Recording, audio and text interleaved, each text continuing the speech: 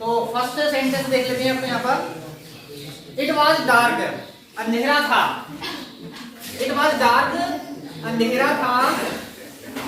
सो इसलिए आई आ torch with me, इसलिए मैं अपने साथ टॉर्च लेकर गया था। यहाँ पर एक वर्ब दी है टेक। टेक का मतलब होता है लेना, है ना। तो यहाँ पर ये वर्ब है। अब देखिए यहाँ पर एक ही विकल्प दिया हुआ टेक, तो ऐसा नहीं कि स्टेक को उठा के यहाँ पर रखना है। इसका मतलब ये है कि स्टेक की जो 3 फॉर्म होती है, first form, second form, third form और एक जेरेंट फॉर्म। देखिए 4 फॉर्म होती है। ये एक तो फर्स्ट फॉर्म हो गई टेक, एक सेकंड फॉर्म हो गई टुक, एक थर्ड फॉर्म हो गई टेकन और एक हो गई जेरेंट फॉर्म टेकिंग। ठीक है। अब यहाँ पर ऑब्जेक्टिव के रूप में केवल टेक लिखा हुआ है, तो ये मत समझना केवल एक ही विकल्प है हमारे पास। हमारे पास विकल्प 4 है। यहाँ पर कौन सा विकल्प चूज करना है ये देखना है। वर्ब की कौन सी फॉर्म चूज करनी है ये देखना है। ठीक है। अब यहाँ पर आगे वाले सेंटेंस के ऊपर डिपेंड करेगा बाद वाला सेंटेंस। आगे वाला सेंटेंस अगर प्रेजेंट टेंस में होगा तो हम वर्ब की कौन सी फॉर्म भरेंगे? First form. मतलब आगे वाला सेंटेंस अगर प्रेजेंट टेंस में होगा, मतलब उसमें अगर आपको हेल्पिंग वर्ब इज, आर और एम मिल जाए, इज, आर, एम मिले, तो समझ लेना कि उसमें वर्ब की फर्स्ट फॉर्म चूज होने वाली है। और आगे वाला सेंटेंस अगर पास्ट टेंस में हो, मतलब उसमें अगर हेल्पिंग वर्ब आपको वाज या वर मिल जाए, तो समझ लेना कि उसमें वर्ब की सेकंड फॉर्म यूज होने वाली है। आगे वाला सेंटेंस को देखना है। आगे वाला वाक्य अगर मतलब प्रेजेंट टेंस में है तो बाद वाला वाक्य भी प्रेजेंट टेंस में रहेगा। आगे वाला अगर सेंटेंस पास्ट टेंस में है तो बाद वाला सेंटेंस भी पास्ट टेंस में रहेगा। ठीक है। मतलब आगे अगर helping verb is, are, am मिले तो समझ लेना कि वो प्रेजेंट टेंस का वाक्य है, तो फर्स्ट फॉर्म भरेंगे हम उसमें। आगे वाला सेंटेंस अगर पास्ट टेंस में हो, उसमें वाज वर्ब मिले, तो फिर हम उसमें सेकंड फॉर्म भर देंगे, तो यहाँ पर सेकंड फॉर्म आ जाएगी। ठीक है। तो तराजू के दोनों पलड़े बराबर होना चाहिए। आगे प्रेजेंट तो बाद वाला भी प्रेजेंट, आगे पास्ट तो बाद वाला भी पास्ट में। ठीक है। तो हम इसमें कौन सी फॉर्म भरेंगे? पास्ट फॉर्म भरेंगे। मतलब वर्ब की कौन सी form? Past form, second form. तो यहाँ पर आ जाएगा टुक। इट वाज डार्क, अंधेरा था। सो आई टुक अ टॉर्च विद मी, इसलिए मैं अपने साथ टॉर्च लेकर गया था। नेक्स्ट सेंटेंस दिया है when I reached the station, जब मैं स्टेशन पहुंचा, the train had already leave, तो ट्रेन छूट चुकी थी। अब हमें यहां पर लिव लिखा है, तो लिव की कौन सी फॉर्म भरे? फर्स्ट फॉर्म भरे, सेकंड फॉर्म भरे या थर्ड फॉर्म भरे? यहां पर लिव लिखा है तो यहां पर ये फर्स्ट फॉर्म है, इसकी सेकंड फॉर्म होती है लेफ्ट और थर्ड फॉर्म भी होती है इसकी लेफ्ट। ठीक है। ये फर्स्ट फॉर्म लिव, ये second form left, third form left. तो कौन सी फॉर्म भरना है तीनों में से? ये है हमारे पास 3 विकल्प। ठीक है। अब यहां पर देखिए ये ब्लैंक दिया हुआ है। यहां पर अब ब्लैंक दिया हुआ है तो इसमें एक हेल्पिंग वर्ब मिल रही है हमें हेड, है ना। और ये हेड जो हेल्पिंग वर्ब है ये सातवें टेंस की हेल्पिंग वर्ब, नाम है उसका past perfect tense. Past perfect tense की हेल्पिंग वर्ब है हेड, और उसके साथ वर्ब की थर्ड फॉर्म यूज होती है। ये टेंस में हमने पढ़ा है। तो इस हेड को देखकर हमें थर्ड फॉर्म लगानी है। कौन सी फॉर्म लगानी है? Third form. तो यहाँ पर लेफ्ट आ जाएगा। थर्ड सेंटेंस है my brother is very strong, मेरा भाई बहुत ही स्ट्रॉन्ग है। ही लिफ्ट 100 kg ऑफ वेट, वह 100 किलो वजन उठा सकता है। जैसा कि अभी हमने फर्स्ट सेंटेंस में बताया था, फर्स्ट सेंटेंस में बताया था, वही कंडीशन यहाँ पर थर्ड सेंटेंस में आ गई। 2 सेंटेंस दिए, देखिए यहाँ फुल स्टॉप लगा है। My brother is very strong, मेरा भाई बहुत ही स्ट्रॉन्ग है। ही लिफ्ट, वह उठा सकता है 100 kg ऑफ वेट, 100 किलो वजन, वह 100 किलो वजन उठा सकता है। जहां पर एबिलिटी की बात हो, एबिलिटी एबिलिटी का मतलब होता है चाहे वो माइंड वाली एबिलिटी हो, चाहे वो शारीरिक क्षमता वाली एबिलिटी हो। एबिलिटी की बात होती है तो वहां पर कैन का प्रयोग होता है और कुड का प्रयोग होता है। ये कैन वर्ब की फर्स्ट फॉर्म, ये इसकी सेकंड फॉर्म है, ये फर्स्ट फॉर्म, ये इसकी सेकंड फॉर्म है, ठीक है। कैन की सेकंड फॉर्म कुड होती है। तो यहाँ पर फर्स्ट फॉर्म और सेकंड फॉर्म दोनों फॉर्म दी हुई है, फर्स्ट फॉर्म भी दी, सेकंड फॉर्म भी दी है। तरीका हमने आपको बता दिया कि आगे वाला वाक्य अगर प्रेजेंट टेंस में होगा तो बाद वाला वाक्य भी प्रेजेंट में होगा, आगे वाला वाक्य अगर पास्ट टेंस में होगा तो बाद वाला वाक्य भी पास्ट टेंस में होगा। जैसा कि मैंने यहाँ पर बताया था, आगे वाले वाक्य में इजारे मिले तो फर्स्ट फॉर्म भरेंगे, आगे वाले वाक्य में वाजवर मिले तो सेकंड फॉर्म भरेंगे। तो यहाँ पर देखिए इज आ रही है, फर्स्ट फॉर्म आ रही है। प्रेजेंट टेंस का वाक्य हेल्पिंग वर्ब इज आ रही है, मतलब आगे वाला सेंटेंस प्रेजेंट टेंस में है तो हम इधर प्रेजेंट फॉर्म ही भरेंगे। वर्ब की कौन सी फॉर्म भरेंगे? Present form. तो यहाँ पर आ जाएगा के। अगर यहाँ पर वाज होता, क्या होता है यहाँ पर? तो हम क्या भरते फिर यहाँ पर? कुड भरते, ठीक है। शी इज थिंकिंग, वह सोच रही है, आप कार खरीदने की। बाई मतलब खरीदना, बाइंग का मतलब भी खरीदना, वह कार खरीदने की सोच रही है ना। अब देखिए यहाँ पर एक वर्ब दी है थिंकिंग, है ना। इज के बाद में एक वर्ब दी है थिंकिंग।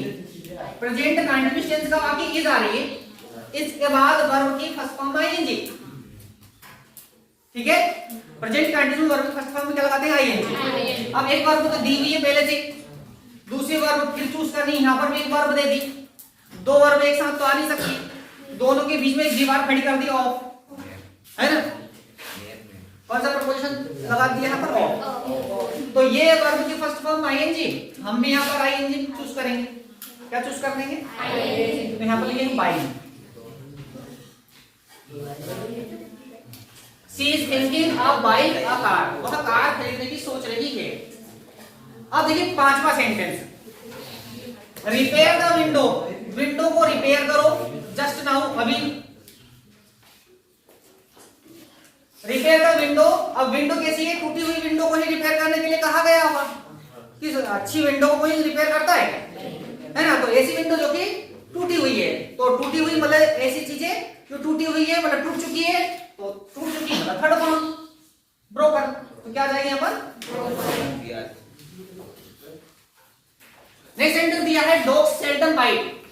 डॉग्स मतलब जो कुत्ते हैं कभी कभी क्या करते हैं? बाइट कर देते हैं, वो है ना, भोगते भोगते क्या कर देते हैं? वो बाइट कर देते हैं, काट लेते हैं। अब देखिए यहाँ पर सेंटेंस के प्रारंभ में ब्लैंक दिया हुआ, ध्यान देना। सेंटेंस के प्रारंभ में अगर ब्लैंक मिले और वर्ब के फॉर्म भरने के लिए कहा जाए, वर्ब वैसे सेंटेंस के प्रारंभ में नाउन या प्रोनाउन आता है। सेंटेंस के प्रारंभ में अगर मान लो ब्लैंक मिले, वैसे सेंटेंस के प्रारंभ में क्या होता है? तो नाउन होता है, नाउन मतलब किसी व्यक्ति का नाम, है ना, या फिर प्रोनाउन होता है। प्रोनाउन मतलब ही, शी, इट, यू, वी, दे, आई, ये प्रोनाउन। तो ये सब्जेक्ट के रूप में सबसे आगे आते हैं।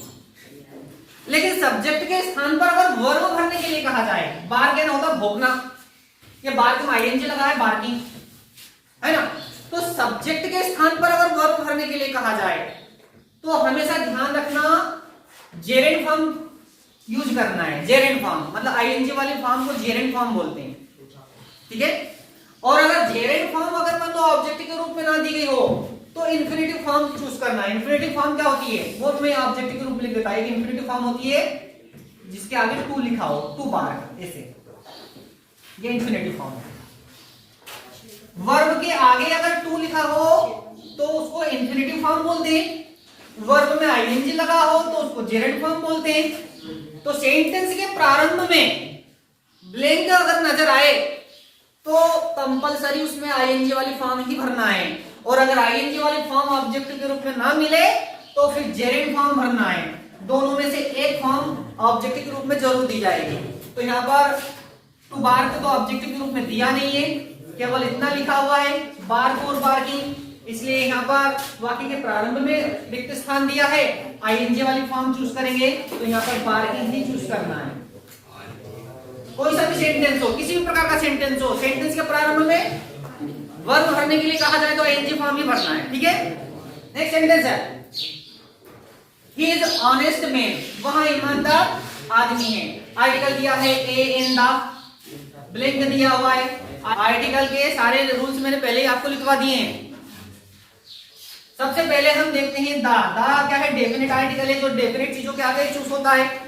बार बार बताने की जरूरत ना पड़े आपको, डेफिनेट कौन कौन सी चीजें होती है, द्वीप, महाद्वीप, सागर, महासागर, खाड़ी, पर्वत, पठार, नदियों के नाम, धार्मिक पुस्तकों के नाम, ऐतिहासिक ग्रंथों के नाम, वाद्य यंत्रों के नाम, लड़ाकू विमानों के नाम, राजनीतिक पार्टियों के नाम, ये सारे नाम डेफिनेट होते हैं। और डेफिनेट की चीजें जो डेफिनेट वर्ड होते हैं उनके आगे आर्टिकल द यूज होता है। लेकिन यहाँ तो ऑनेस्ट मैन लिखा है, ईमानदार आदमी, ये कोई डेफिनेट वर्ड है, तो द का इस्तेमाल होगा नहीं। ए और एन का इस्तेमाल, ए का इस्तेमाल और एन का इस्तेमाल आपको बता दिया। ए का प्रयोग उन शब्दों के पूर्व जिनका उच्चारण हिंदी वर्णमाला के व्यंजन से प्रारंभ होता है, उनके आगे ए लगाते हैं, और उन शब्दों के पूर्व जिनका उच्चारण हिंदी वर्णमाला के स्वर से प्रारंभ होता है, उनके आगे एन लगाते हैं। अब हमें क्या करना है, इस वर्ड को हिंदी में लिख के देखना है, साउंड देखना है उसका, ऑनेस्ट, ऑनेस्ट, इसको ऑनेस्ट पढ़ना है। और यहाँ पर साउंड क्या आ रहा है, आ। आठवां सेंटेंस दिया हुआ है I haven't bought milk today, मैंने आज दूध नहीं खरीदा है। अब यहाँ पर दो डिटरमिनर्स दिए, या सम और दूसरा दिया एनी, ठीक है। अब हमें क्या करना है, सेंटेंस को पहचानना है। सबसे पहले हम सम का नियम पढ़ लेते। सम का प्रयोग होता है अफर्मेटिव सेंटेंस। अफर्मेटिव अगर सेंटेंस दिया हो तो उसमें सम लगाएंगे। और एनी का प्रयोग कहां होता है, यदि सेंटेंस नेगेटिव दिया हो, यदि सेंटेंस नेगेटिव दिया हो तो एनी का इस्तेमाल करना है, ठीक है। नेगेटिव का मतलब नॉट वाला सेंटेंस होता है तो एनी, और बिना नॉट वाला हो तो सम। अगर सेंटेंस में ऑफर दिया गया हो, क्या दिया हो, ऑफर, ऑफर, जैसे वुड यू टेक टी, क्या तुम चाय पियोगे, इस टाइप का कोई ऑफर दिया गया हो तो उसमें सम का इस्तेमाल करेंगे। और यदि सेंटेंस इंट्रोगेटिव दिया गया हो, इंट्रोगेटिव मतलब प्रश्नवाचक, यदि इंट्रोगेटिव सेंटेंस दिया गया हो तो उसमें एनी का इस्तेमाल करेंगे, ठीक है। वैसे ये ऑफर वाला सेंटेंस भी इंट्रोगेटिव ही होता है, ऑफर वाला सेंटेंस भी इंट्रोगेटिव ही होता है, लेकिन ये मॉडल वर्ब विल या वुड से शुरू होता है, तो समझ लेना उसमें ऑफर दिया गया है, विल या वुड से शुरू होगा तो, है ना। और इंट्रोगेटिव आप जानते ही हो, इंट्रोगेटिव सेंटेंस में हेल्पिंग वर्ब शुरू में आती है, बाकी के प्रारंभ में इंट्रोगेटिव सेंटेंस में हेल्पिंग वर्ब आती है। बाकी क्या जो वाक्य है वो कहां से शुरू होता है, हेल्पिंग वर्ब से। इस सेंटेंस को देख लेते हैं, यहाँ पर नोट लगा हुआ एन टी, हैव के साथ एन टी लिखा हुआ है, एपोस्ट्रोफी लगी हुई है, नोट की शॉर्ट फॉर्म दी हुई है एन टी। आई हैवंट, इसका मतलब ये सेंटेंस नेगेटिव है, कैसा है, और नेगेटिव सेंटेंस है तो क्या इस्तेमाल करेंगे हम, एनी, यहाँ पर एनी लगा देंगे, ये एनी हो गया। How students are present today, आज कितने स्टूडेंट उपस्थित हैं। मेनी और मच दोनों डिटरमिनर्स के बारे में मैंने आपको बताया है। मेनी का प्रयोग होता है काउंटेबल नाउन, मेनी, मेनी का प्रयोग होता है काउंटेबल नाउन। जो काउंटेबल नाउन होती है, काउंटेबल नाउन जिनको गिन सके, जिन चीजों को गिना जा सकता है वो काउंटेबल होती है, उनके आगे मेनी लगाएंगे। और ऐसी चीजें जिनको काउंट नहीं कर सकते हैं, अनकाउंटेबल हो, उनके आगे मच का प्रयोग करेंगे, मेनी और मच। काउंटेबल और अनकाउंटेबल देखना है। जो ब्लैंक दिया है उस ब्लैंक के बाद जो वर्ड है उसको देखना है, वो काउंटेबल है या अनकाउंटेबल, उसको गिन सकते हैं कि नहीं गिन सकते हैं, ठीक है। स्टूडेंट्स लिखा हुआ है, स्टूडेंट्स को गिना जा सकता है ना, तो क्या आ जाएगा इसमें, मेनी आ जाएगा। हाउ शुगर, देखो शुगर एक शक्कर होती है और शक्कर एक पाउडर फॉर्म में होती है, तो जो पाउडर फॉर्म में जो चीज होती है उसको काउंट नहीं कर सकते हैं। एक लिक्विड फॉर्म या पाउडर फॉर्म में होती है ना कोई चीज, लिक्विड मतलब तरल पदार्थ है, उनको भी नहीं गिन सकते, है ना, वो पाउडर फॉर्म वाली चीज को भी नहीं गिन सकते। तो ऐसी चीजों के आगे मच का इस्तेमाल करना है, तो यहाँ पर मच आ जाएगा। ठीक है, तो यहाँ पर हमारे 10 ऑब्जेक्ट टाइप क्वेश्चंस कंप्लीट हो गए। ठीक है।